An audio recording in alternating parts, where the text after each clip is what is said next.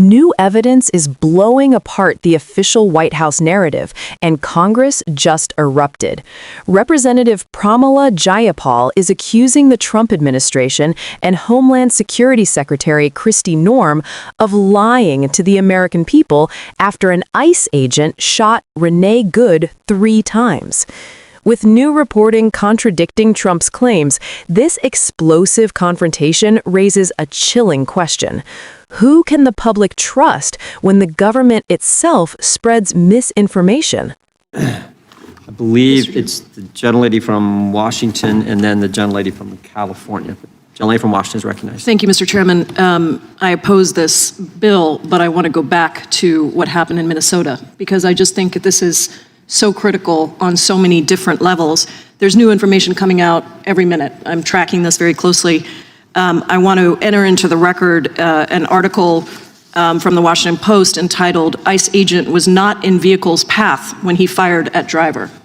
I also want to enter into the record an article from the New York Times that is titled, "Minnesota Officials Say They're Being Blocked from Investigating Fatal ICE Shooting." Without objection. And the reason I think this is very important is because we have video footage that is being shown across this country about what happened in Minnesota when Ms. Good was shot 3 times by an ICE agent as her car was being turned to move away.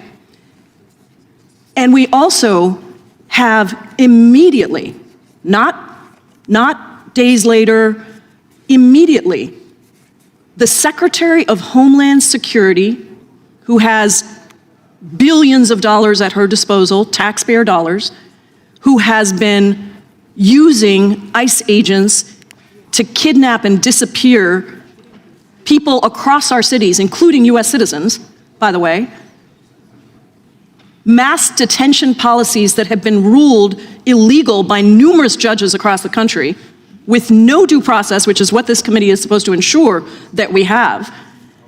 And that Secretary of Homeland Security, combined with the President of the United States, within hours, put out statements that were absolutely lies.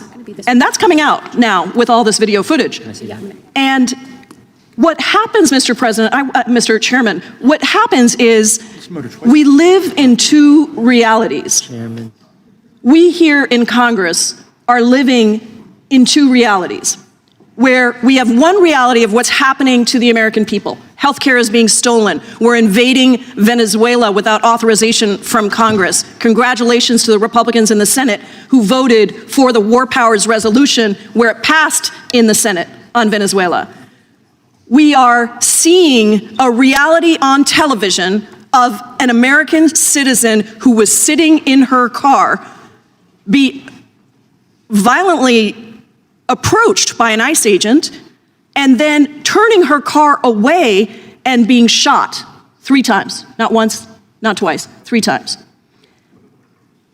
When you have the President and the Secretary of Homeland Security now give an alternate reality to what happened, what you do is you undermine any trust that may have existed in the United States government, because that's who's saying these lies. And when you undermine the trust, and maybe this is the proposition that my colleagues across the aisle are okay with, I don't know. But when you undermine that kind of trust in our government, in our democracy, that is when you have lawlessness. And look, this isn't the first time. January 6th happened.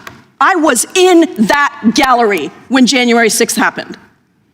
I couldn't walk, I had a cane, I just had a knee surgery, and I was one of the last people to be let out of the gallery. And to tell me that that didn't happen, that that was not a violent insurrection incited by the President of the United States, confirmed by a special counsel that he was absolutely trying to steal that election,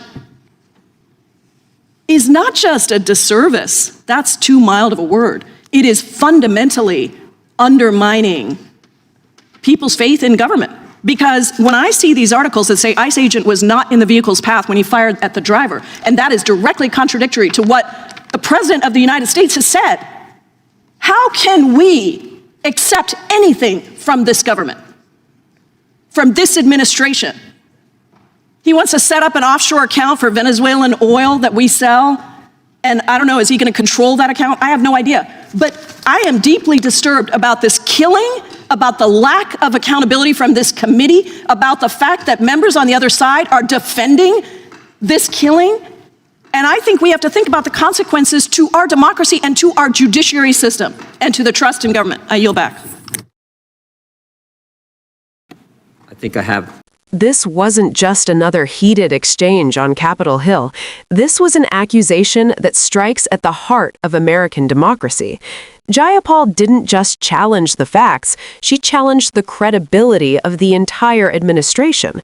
As new reporting shows the ICE agent was not in the path of the vehicle, Jayapal accused Donald Trump and Kristi Noem of pushing a false narrative within hours of the shooting. Her warning was stark. When government officials lie about life and death events, they don't just distort the truth, they destroy public trust. Citing January 6th and now the killing of Renee Good, Jayapal argued that America is being forced to live in two realities, one backed by evidence and another driven by political spin. This moment wasn't about left versus right.